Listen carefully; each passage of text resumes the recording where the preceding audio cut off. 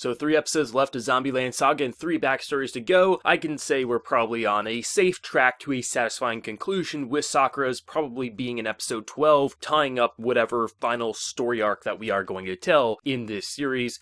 I have to say, what I got with this week's episode with Saki's kind of biker backstory / now how it kind of translates to the present is more or less what I was hoping for. Something I was kind of happy with is how Saki wasn't just interacting with her old friend, it was actually her old friend's daughter, and how that ultimately kind of played out. I thought that was a nice twist, because sure, it's nice to see how they kind of react to one another, seeing their dead friend who they're like, it can't be, but maybe it is, but it was nice to see what ultimately happened with this biker gang story, because it was absolutely ridiculous, but you also sort of believe that you could understand how these kids could get tied up into this belief that they're these big badass bitches who are on the block with their scooters or mopeds or motorcycles doing this crazy chicken bullshit that basically will get them killed, but they think it's the most badass thing ever. It was really entertaining. I mean, the comedy in this episode, I have to say, first and foremost, was absolutely amazing. I was actually surprised by how funny Lily was in this episode, because it's usually Tai in the background doing some ridiculous things like how she was drinking water and then just the whole explosion after she falls off, but Lily had some pretty sharp words in this episode, like when Lily's just like, hey, I think Saki just jumped out, and like Kotoro's just like freaking out, or how when we get introduced to this biker gang,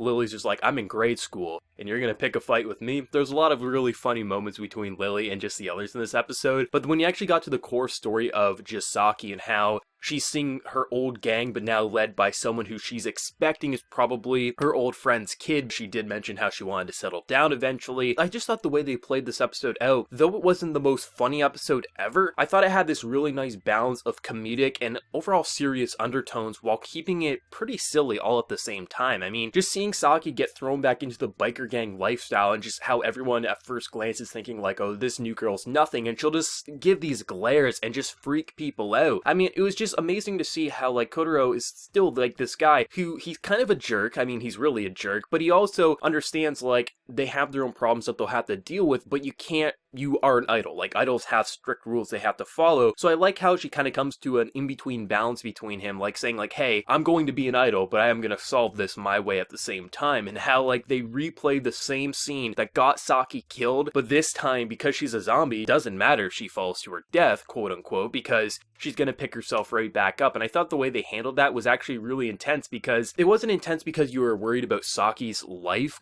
even though you can maybe argue she doesn't have a life just because she is a reanimated object, but it was just to see those reactions, because one of which is like trying to think like, is this actually my old friend? Of course it can't be, it just has to be a lookalike, because these girls are really putting their life on the line here. Sometimes they're just trying to play gangs, but then other times they're playing chicken that could honestly get people killed. There has been someone who got killed in the past, so I like how they're thinking like she's this big, bad, best girl on the block, but then she actually teaches them to actually become idols instead. It's so ridiculous, but I thought it was actually a really satisfying conclusion for someone like Saki, who, you know, at the start of the series, you're thinking is just going to be that overly arrogant, overly in-your-face biker girl, but actually turned out to be a pretty sweet character who maybe just got wrapped up in the wrong sort of situations. Like, I mean, even before we got back into the present, she had like something that looked like a Tamagotchi. Like, this was a girl who was always just trying to play like a bad girl, but also had a sweet side. So it makes sense that her best friend turned out to just be a normal mother in her future, and how she just wants the same for her daughter, and not to see her daughter get the same fate as her best friend. I thought that was a really nice just message overall, and how Saki actually feels like she has been developing. She